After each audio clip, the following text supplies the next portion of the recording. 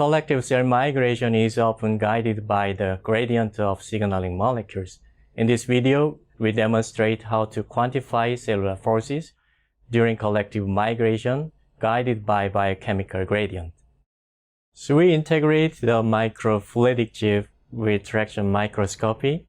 Then we use the microfluidic chip to generate biochemical gradient and use the traction microscopy to measure cellular force. Dr. Hwanseok Jang, a postdoc in my laboratory, will demonstrate the procedure.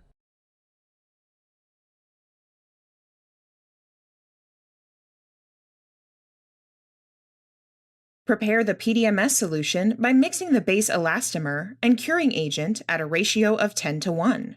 Place 15 milliliters of the base elastomer in a 50 milliliter conical tube and add 1.5 milliliters of curing agent. Prepare 2 of these tubes. Vortex the PDMS mixture for 5 minutes before centrifuging at 196 times G for 1 minute to remove bubbles. To fabricate the PDMS stencil, pour approximately 1 milliliter of the PDMS mixture on the wafer, while avoiding SU8 patterned regions so that the PDMS touches the side of the SU8 pillars, but not the top of the SU8 pattern. Place the wafer on a flat surface for over 30 minutes at room temperature. Then, cure the PDMS in a dry oven at 80 degrees Celsius for over 2 hours. Carefully peel off the PDMS from SU8 mold. Trim the thin PDMS membrane using a 14 mm hollow punch. Remove the dust on the surface of the PDMS pieces.